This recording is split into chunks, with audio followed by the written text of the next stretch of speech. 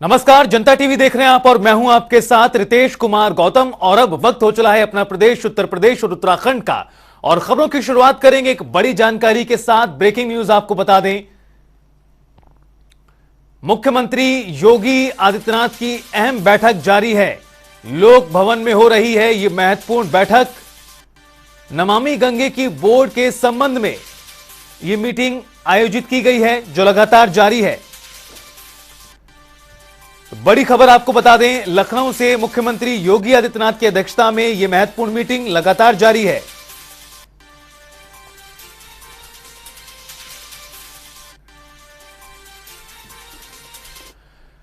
और इस खबर पर ज्यादा जानकारी के लिए रुख करते हैं हमारे सहयोगी तौकीर किदवई हमारे साथ जुड़ गए हैं। तौकीर, सीएम योगी आदित्यनाथ की अध्यक्षता में एक महत्वपूर्ण बैठक हो रही है, क्या कुछ अपडेट्स इस मीटिंग को लेकर और कितनी महत्वपूर्ण? देखिए, नमामि गंगे को लेकर लगातार देखने को मिलता है कि मुख्यमंत्री उसका संज्ञान लेते रहते हैं, बीच में बैठकें करते रहते हैं और उसमें अब तक क्या काम हुआ है इसको लेकर उसका समीक्षा होती रहती है। तो फिलहाल आज इसी को लेकर बैठक है जिसमें जो मंत्री हैं इसके सिंचाई मंत्री, जल शक्ति मंत्री स्वतंत्र देव सिंह वो इसमें शामिल होंगे और इसके अलावा जो संबंधित अधिकारी हैं वो भी इसमें शामिल होंगे बैठक में। और थोड़ी सी समीक्षा भी की जाएगी और नए कुछ आदेश भी दिए जा सकते हैं, क्योंकि नमामि गंगे एक भारत सरकार का एक बहुआयामी जो प्रोजेक्ट कह सकते हैं इसको आप, इसमें एक तरीके से ड्रीम प्रोजेक्ट कहलाया जा रहा है ये, क्योंकि नमामि गंगे एक बहुत लंबी सीमा को जोड़ता है और इसको लेकर सफाई अभियान भी उसमें लगातार जारी रहता है। तो फिलहाल आज नमामि गंगे को लेकर जो बैठक है उसमें मुख्यमंत्री कुछ अहम बिंदुओं पर भी चर्चा करेंगे। करीब 10 ऐसे पहलू होंगे जिस पर चर्चा होगी। फिलहाल अभी 1 घंटे ये बैठक होनी है। 11 बजे के बाद तस्वीर साफ होगी कि किस तरह के आदेश दिए गए हैं मुख्यमंत्री की तरफ से और क्या समीक्षा में सामने आया है। बिल्कुल तौकीर, देखना होगा कि आखिरकार क्या कुछ फैसले इस पूरी बैठक में निकलकर सामने आते हैं। बने रहिए आप हमारे साथ, ये बड़ी खबर लगातार अपने दर्शकों को बता रहे हैं। मुख्यमंत्री योगी आदित्यनाथ की अध्यक्षता में ये मीटिंग जारी है। लोक भवन में नमामि गंगे बोर्ड संबंध में ये मीटिंग कहीं ना कहीं हो रही है और बैठक में क्या कुछ निर्णय लिए जाते हैं वो भी देखना होगा। लखनऊ से बड़ी और अहम खबर आपको बता दें,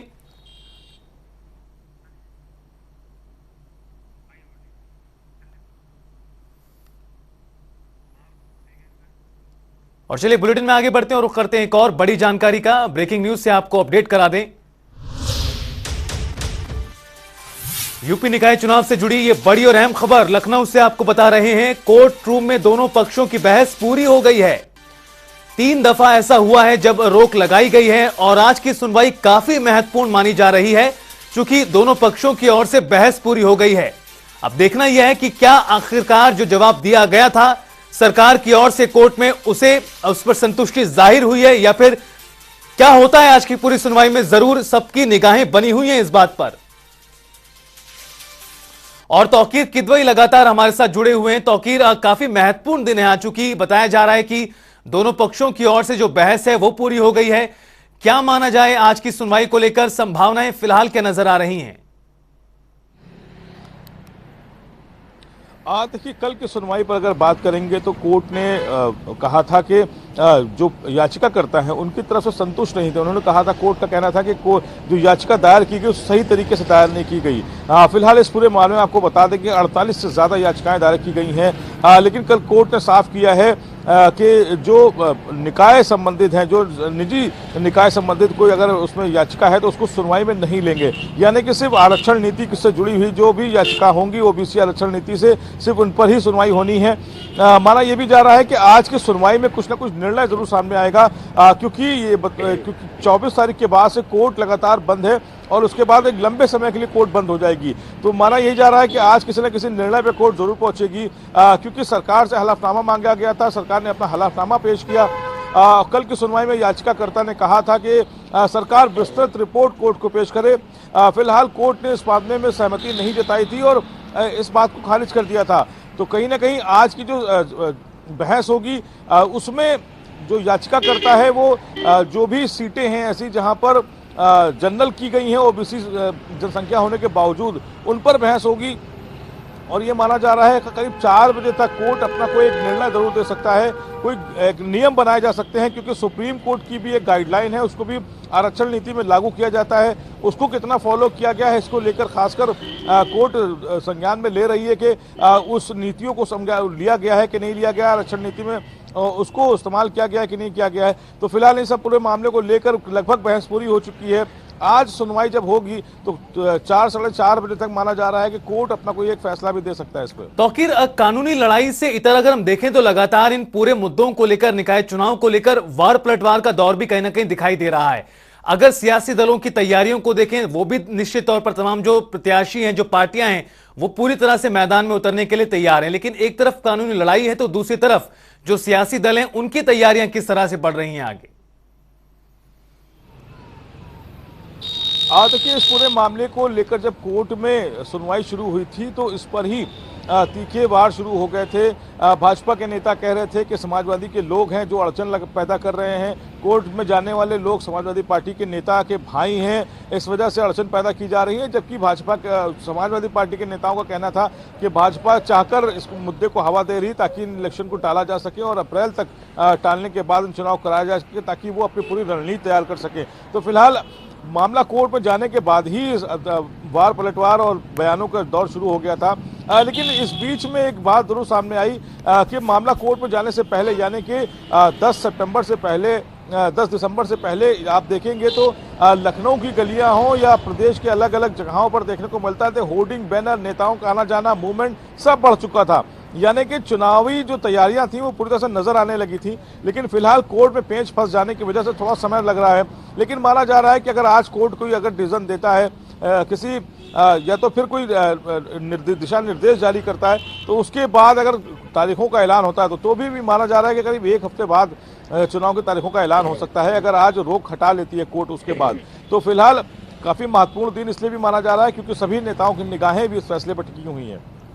निश्चित तौर पर सभी की निगाहें टिकी हुई हैं, चूंकि तौकीर एक तरफ तैयारियां भी तमाम जो दल हैं वो कर रहे हैं, लेकिन इस बीच प्रत्याशियों की जो धड़कनें हैं वो भी लगातार बनी हुई हैं कि आखिरकार क्या कुछ होता है आज कोर्ट में। बहुत बहुत शुक्रिया तौकीर, तमाम बातचीत और जानकारी साझा करने के लिए।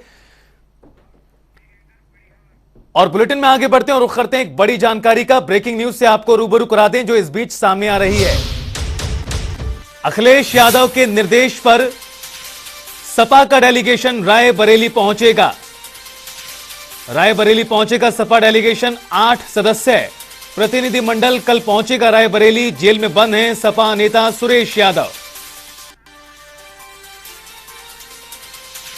आफ्ताब खान हमारे सहयोगी जुड़ गए हैं ज्यादा जानकारी के लिए। आफ्ताब, अखिलेश यादव के निर्देश पर रायबरेली पहुंचेगा एक डेलीगेशन समाजवादी पार्टी का, क्या कुछ और खबर इससे जुड़ी हुई आपके पास? जी बिल्कुल, देखिए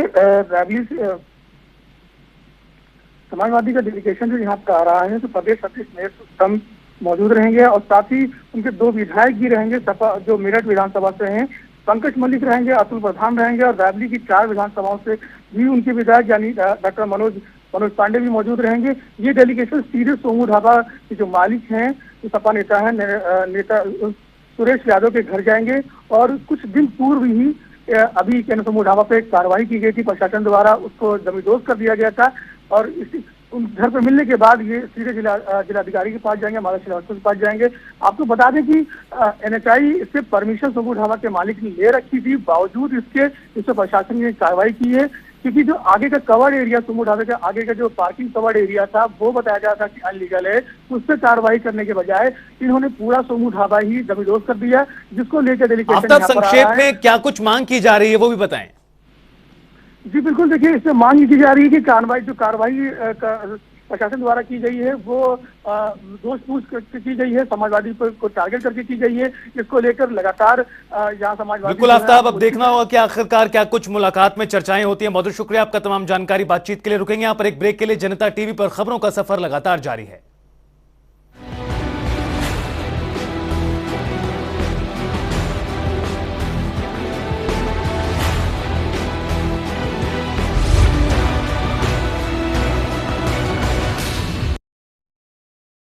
ट्वेंटी 2022 में सुबु ने कंसिस्टेंटली अंडर परफॉर्म किया और 3 बार डिमोट होकर भी दिखाया, पर सुबु तो उड़ रहा है क्योंकि जियो मार्ट के ग्रैंड फिनाले सेल में शॉपिंग पर मिलेगा अप टू 80% ऑफ। तो साल जैसा भी गया हो, एंडिंग तो जबरदस्त होगी।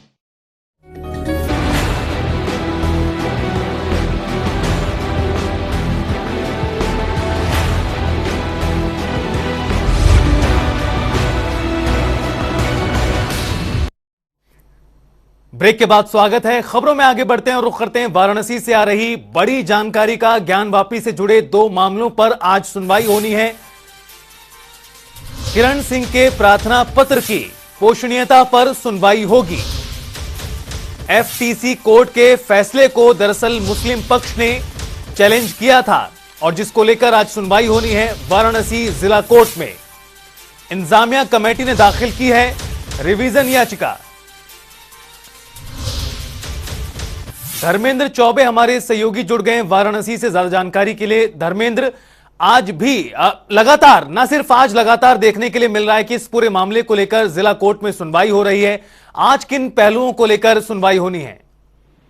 देखिए रितेश, कल लगातार सुनवाई जारी थी। 4 महिलाओं की जो पोषण हत्या का मामला है, जिसको लेकर आज भी डेट पड़ी है और लगातार सुनवाई जिला जज की कोर्ट में प्रारंभ है और पोषणीयता को लेकर लगातार बहस चल रही है। उस मामले पे अब कोर्ट क्या निर्णय लेगा, ये देखने वाली बात होगी। कोर्ट लगातार पोषणीयता के ही मामले की बहस कंटिन्यू रखा है, क्योंकि पोषणीयता जब तक नहीं बनेगी तब तक केस की जो मेंटेबिलिटी है वो आगे नहीं बढ़ पाएगी। और केस जो मेन पहलू है केस के, जो श्रृंगार गौरी के पूजन अर्चन की बात हो रही है या आदि विश्वेश्वर के पूजन अर्चन की बात की जा रही है लगातार, उस पर अभी तक कोई स्पष्ट निर्णय नहीं आ पाया है, जिसकी वजह से मामला जो है अभी जो है जिला जज की अदालत में चल रहा है। वहीं अगर दूसरी बात करें हम, तो अब मुक्तेश्वरानंद स्वामी द्वारा भी याचिका दी गई है, तो उनकी भी आज सुनवाई है कि क्या इसमें जो है आदि विश्वेश्वर की जो बात रखा है उन्होंने और तमाम ऐसे पहलू है ज्ञानवापी से जुड़े जिसको उन्होंने रखा है। आज कोर्ट उनके मामले पे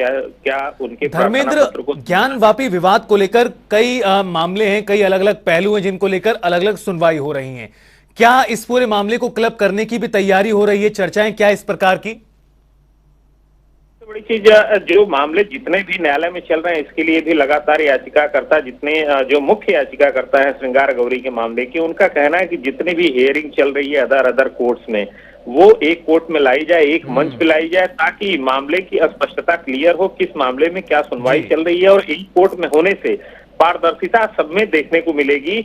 और जो श्रृंगार गौरी की मुख्य याचिका है, जिसपे पोषणीयता का आधार बन चुका है, जिसपे मुस्लिम पक्ष ने हाईकोर्ट में याचिका दी है कि ये पोषणीयता मेंटेबिलिटी नहीं बनती है, उस पर सुनवाई नहीं हो सकती, तो लगातार जिसपे बहस चल रही है, अब वो मामला एक मंच पे लाने की पूरी तैयारी हिंदू पक्ष कर रहा है। वही हिंदू पक्ष के अधिवक्ता विष्णु जैन, हरिशंकर जैन की बात करी जाए तो उन लोगों ने लगातार ये कहा है कि जितने भी ज्ञानवापी से रिलेटेड केस हैं, अगर एक मंच पे सुने जाएंगे तो इससे थोड़ी सहजता होगी और केसों की पारदर्शिता क्लियर हो पाएगी। तो कहीं न कहीं इस चीजों को लेके भी लगातार बहस चल रही है। तो आज जो होगी वो पोषणीयता के मामले में बहस होगी और जो कल बहस हुई थी वो भी पोषणीयता के मामले में बहस हुई थी। और उसमें कहीं न कहीं एक मंच पे लाने की जो बात हो रही है, एक कोर्ट में सुनवाई की जो बात हो रही है रितेश, वो लगातार सुनवाई चल रही है। अब देखिए न्यायालय क्या निर्णय लेता है, जिला जज वाराणसी क्या निर्णय लेते हैं इस पे कि क्या अलग अलग कोर्ट में हियरिंग चलेगी या एक कोर्ट में हियरिंग की सुनवाई के लिए। बिल्कुल धर्मेंद्र, अब देखना है कि आखिरकार किस तरह से पूरा मामला आगे बढ़ता है। बहुत बहुत शुक्रिया आपका तमाम बातचीत और जानकारी साझा करने के लिए। खबरों में आगे बढ़ते हुए रुख करते हैं एक और बड़ी जानकारी का। बड़ी और अहम खबर से आपको अपडेट करा दें। हीरक जयंती समारोह का समापन है आज। चारबाग स्थित रविंद्रालय में कार्यक्रम, आपको बता दें समापन के मौके पर जूनियर इंजीनियर संगठन ने आयोजित किया पूरा समारोह हीरक जयंती के मौके पर। चारबाग स्थित रविंद्रालय में कार्यक्रम का समापन है। जूनियर इंजीनियर संगठन ने आयोजित किया था कार्यक्रम। और अनूप कुमार सिंह हमारे सहयोगी जुड़ गए जरा जानकारी के लिए। अनूप, हीरक जयंती के मौके पर जो कार्यक्रम किया गया उसका समापन है, क्या कुछ तैयारियां, तस्वीरें किस तरह की दिखाई दे रही हैं? और देखिए, उत्तर प्रदेश राज्य विद्युत परिषद जूनियर इंजीनियर संगठन का आज 60 वर्ष की हो गई। इसको लेकर कार्यक्रम का आयोजन किया गया था। उत्तर प्रदेश के तमाम जूनियर इंजीनियर इस कार्यक्रम में शिरकत की और उस उत्साह के साथ ये पूरा कार्यक्रम का आयोजन किया गया था। उसमें तमाम जो जो इंजीनियर थे उनको सम्मानित भी किया गया। और जो 8 वर्ष की जो एक संगठन हो गया है उसको मजबूती से आगे किस तरीके से जो संगठन की लड़ाई को लड़ना है, किस तरीके से सरकार से जो सुविधाएं मिलती हैं उनको या फिर तमाम चीजों को लेकर उस पर चर्चा भी हुई। आने वाले समय में मुझे लगता है कि जो इंजीनियर संगठन है वो जो हर पहलू पर काम करने वाला है, अपने संगठन के लोगों को साथ साथ उनके फैमिली की जो सुविधाएं हैं उनको लेकर भी कहीं न कहीं राज्य सरकार से अपनी बात रखेगा। और आने वाले समय में जिस तरीके से यह संगठन ने अपनी मजबूती के साथ उत्तर प्रदेश के सभी जो इंजीनियर संघ हैं उनको जोड़ा है, निश्चित रूप से आने वाले समय में उत्तर प्रदेश सरकार के साथ और विद्युत विभाग के साथ एक पुल का काम करने की कोशिश करेंगे। इस संकल्प के साथ ये जो संगठन ने आज जो कार्यक्रम किया है इसमें इस मामले में चर्चा भी की गई है। जी बहुत बहुत शुक्रिया अनूप, इस तमाम बातचीत और जानकारी साझा करने के लिए। तो किस तरह से पूरा कार्यक्रम आयोजित किया गया और कितना महत्वपूर्ण है वो भी हमारे सहयोगी अनूप जानकारी देते हुए।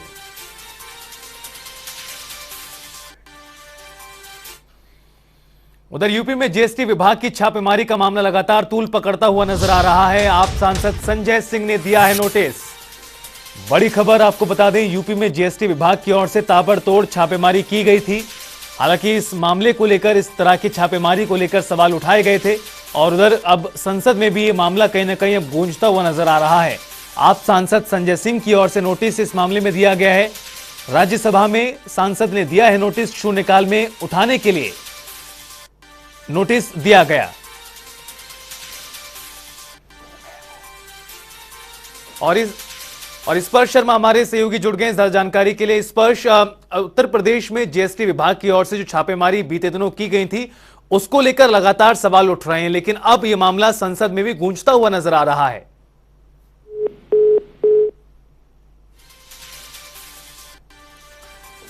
तो बड़ी और अहम खबर से आपको लगातार रूबरू करा रहे हैं। शून्यकाल में इस मुद्दे को उठाने के लिए नोटिस संजय सिंह की ओर से दिया गया। यूपी में व्यापारियों का हो रहा है उत्पीड़न, यह बात कही गई है संजय सिंह की ओर से। आपको बता दें कि बीते दिनों उत्तर प्रदेश में अलग अलग जिलों में जीएसटी विभाग की ओर से ताबड़तोड़ छापेमारी देखने के लिए मिली थी। स्पर्श एक बार फिर हमारे साथ जुड़ गए। स्पर्श, उत्तर प्रदेश में जीएसटी विभाग की छापेमारी का मुद्दा अब संसद में भी गूंजता हुआ नजर आ रहा है। कहीं ना कहीं तो मामला तूल पकड़ रहा है लगातार। देखिए बिल्कुल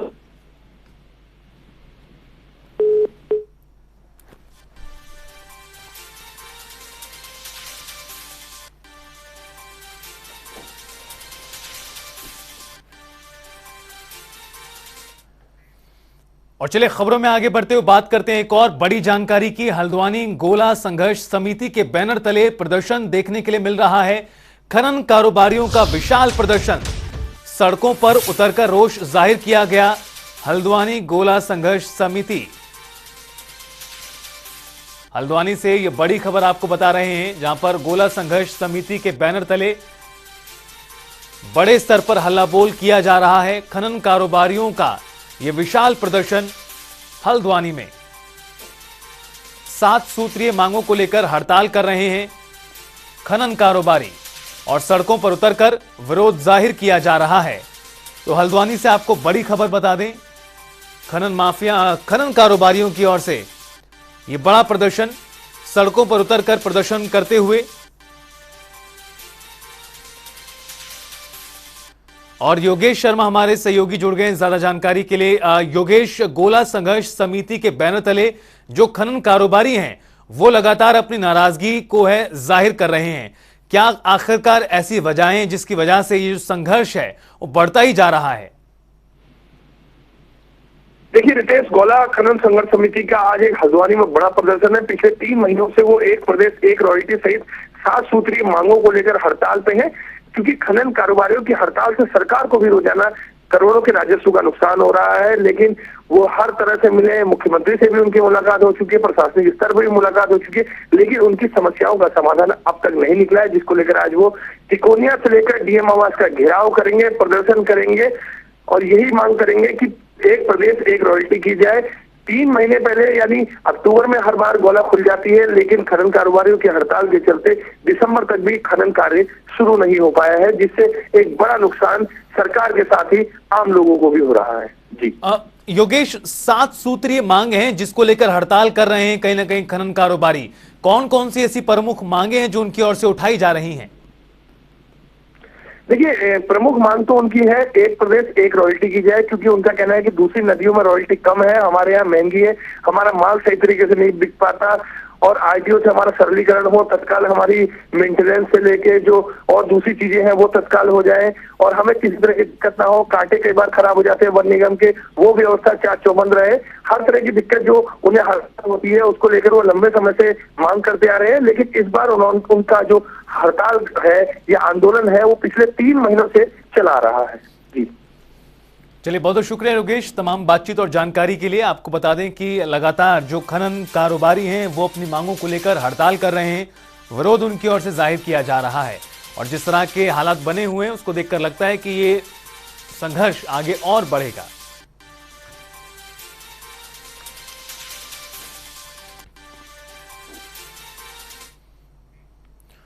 तो वहीं काशीपुर में सत्येंद्र चंद्र गुड़िया institute of management and law college Kashipur के प्रांगण में CSIR IIP देहरादून के सौजन्य से देश के पहले बायोफ्यूल संयंत्र का शिलान्यास किया गया। कार्यक्रम में मुख्य अतिथि के तौर पर प्रदेश के नेता प्रतिपक्ष एवं बाजपुर विधायक यशपाल आर्य ने शिरकत की।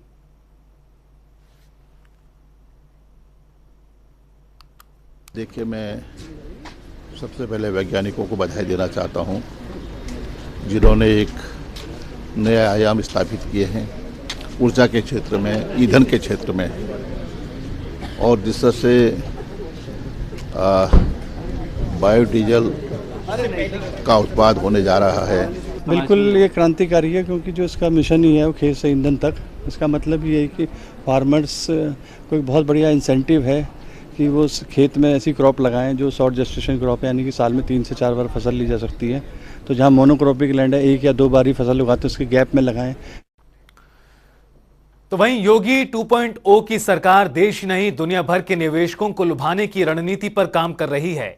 योगी सरकार की रणनीति का हिस्सा है कि अब Uttar Pradesh global investor summit 2023 का पहली बार मेजबानी कर रहा है। यूपी इन्वेस्टर समिट से लेकर ग्राउंड ब्रेकिंग सेरेमनी का बड़ा आयोजन देख चुका है यूपी, लेकिन अब ग्लोबल इन्वेस्टर समिट के जरिए $1 ट्रिलियन के सपने को साकार करने की तैयारियों में जुटा हुआ है। देखिए हमारी खास रिपोर्ट। योगी 2.0 की सरकार देश ही नहीं दुनिया भर के निवेशकों को लुभाने की रणनीति पर काम शुरू कर चुकी है। योगी सरकार की रणनीति का ही हिस्सा है कि अब Uttar Pradesh global investor summit 2023 का पहली बार मेजबानी करेगा। यूपी इन्वेस्टर्स समिट से लेकर ग्राउंड ब्रेकिंग सेरेमनी का बड़ा आयोजन देख चुका यूपी अब ग्लोबल इन्वेस्टर्स समिट के जरिए $1 ट्रिलियन के सपने को साकार करने की तैयारियों में जुटा हुआ है। योगी सरकार के मंत्री भी अब विदेशी निवेशकों को आकर्षित करने के लिए इस समय विदेश दौरे पर हैं। यूपी में फरवरी 2023 में होने वाली ग्लोबल इन्वेस्टर्स समिट में विदेशी निवेशकों को आमंत्रित करने के लिए योगी सरकार के मंत्री इस समय विदेश दौरे पर हैं। इस डेलीगेशन में विधानसभा अध्यक्ष सतीश महाना, दोनों डिप्टी सीएम ब्रजेश पाठक व केशव प्रसाद मौर्य के साथ ही कैबिनेट मंत्री सुरेश कुमार खन्ना, नंद गोपाल नंदी, अरविंद कुमार शर्मा, धर्मपाल सैनी, जितिन प्रसाद, स्वतंत्र देव सिंह, सूर्य प्रताप शाही, बेबी रानी मौर्य, लक्ष्मी नारायण चौधरी, अनिल राजभर, संजय निषाद भी शामिल हैं। UAE, New York, Tokyo, Mexico, Brazil, Argentina, Germany, Belgium और Japan, Sweden, Netherlands, France, Paris जैसे 20 अलग अलग देशों की यात्रा पर योगी के मंत्री निकले हुए हैं। यूपी सरकार के कुल 13 मंत्री और 33 अधिकारी इस समय विदेश दौरे पर हैं। देशों में 8 लेग्स यानी 8 अलग अलग ग्रुप्स को जो है भेजा है। सीनियर मिनिस्टर्स, डिप्टी सीएम साहबान की अध्यक्षता में इन 8 जो टीम्स हैं ये लगभग 25-26 कंट्रीज को विजिट करेंगी और उत्तर प्रदेश के लिए जो निवेश की आवश्यकता है उसके लिए लोगों से संपर्क करके, कंपनी से संपर्क करके, बड़े ऑर्गेनाइजेशन से संपर्क करके उनको उत्तर प्रदेश में आने के लिए प्रोत्साहित भी करेंगे। आपको बता दें कि टीम योगी को स्वीडन से 15,000 करोड़ का निवेश प्राप्त हुआ है, तो वहीं कनाडा से 1200 करोड़ रुपए के 6 MOU प्राप्त हुए हैं। अमेरिका, सिंगापुर जैसे देश भी टीम योगी से व्यापक चर्चा के बाद यूपी में निवेश के लिए इच्छुक बताए जा रहे हैं। हर कंट्री से जो फीडबैक आया है, मुझे लगता है कि 10 लाख करोड़ से ज़्यादा का इन्वेस्टमेंट इस ग्लोबल इन्वेस्टर समिट में निश्चित रूप से आएगा। उत्तर प्रदेश में ग्लोबल इन्वेस्टर समिट 2023 का अगले साल यानी फरवरी में 10 से 12 फरवरी तक आयोजन किया जाएगा। अब तक सरकार के प्रतिनिधि 40 देशों से संपर्क कर चुके हैं, जिसमें 25 देशों की तरफ से ग्लोबल इन्वेस्टर समिट में सहभागिता का आश्वासन दिया गया है। उत्तर प्रदेश का ग्लोबल इन्वेस्टर समिट 10, 11 और 12 फरवरी को लखनऊ में आयोजित हो रहा है। इससे पहले यूपी ग्लोबल इन्वेस्टर समिट के कर्टन रेजर कार्यक्रम का आयोजन दिल्ली में किया गया था, जिसमें 43 देशों के राजदूत एवं 13 देशों के औद्योगिक विकास मंत्री भी शामिल हुए थे। कर्टन रेजर कार्यक्रम के दौरान मुख्यमंत्री योगी आदित्यनाथ निवेश सारथी पोर्टल लॉन्च किए थे, जिसके माध्यम से 1.68 लाख करोड़ रुपए से ज्यादा का निवेश प्राप्त हुआ है। खास बात यह है कि 1.25 लाख करोड़ का MOU हो चुके हैं। इस MOU के जरिए 5.5 लाख से ज्यादा रोजगार के अवसर होने की संभावना जताई जा रही है। अपने निवेशक सहभागियों के लिए इन डिजिटल प्लेटफॉर्म करते हुए मुझे आज प्रसन्नता भी हो रही है। इस फ्लैगशिप इन्वेस्टमेंट समिट के माध्यम से राज्य सरकार का ध्येय निवेशक समुदाय के बीच उत्तर प्रदेश के निवेश आकर्षण को सुदृढ़ करने एवं राज्य के सर्वसमावेशी विकास हेतु अवसरों का सृजन करना है। सरकार का दावा है कि पिछले 5 वर्षों में 12 देशों से 26,371 लाख करोड़ से अधिक के निवेश प्रस्ताव मिले हैं और 39 परियोजनाओं के लिए भूमि आवंटित की जा चुकी है। इससे 38,000 से अधिक युवाओं को रोजगार मिलेगा। प्रमुख निवेशक देशों में Singapore, US, Japan, UK, Canada, Germany और दक्षिण कोरिया की कंपनियां बताई गई हैं। उत्तर प्रदेश की सरकार के अभूतपूर्व प्रयासों की सराहना हम सारे उद्यमी करते हैं। जिस तरीके से सरकार प्रयास कर रही है, मुझे लग रहा है सरकार अपने टारगेट के ऊपर निकल जाएगी इस इन्वेस्टर समिट में जितना निवेश चाहती है। आपको बता दें कि 2018 में हुए ग्लोबल इन्वेस्टर्स समिट में 4.60 लाख करोड़ रुपए के MOU साइन हुए थे, लेकिन पहली बार हो रहे ग्लोबल इन्वेस्टर्स समिट में 10 लाख करोड़ से ज्यादा के निवेश का लक्ष्य रखा गया है। मैं ये बताना चाहूँगा कि माननीय मुख्यमंत्री जी ने 10 लाख करोड़ का लक्ष्य रखा है इन्वेस्टर समिट के MOUs का। इससे कहीं ज्यादा इसकी जो है उपलब्धि होगी। अब देखना ये दिलचस्प होगा कि यूपी के ब्रांड एम्बेसडर के रूप में मंत्री यूपी की क्षमता और अवसरों के बारे में विदेशी निवेशकों को आखिर कितना आकर्षित कर पाते हैं। लखनऊ से जनता टीवी के लिए जय सिंह की रिपोर्ट।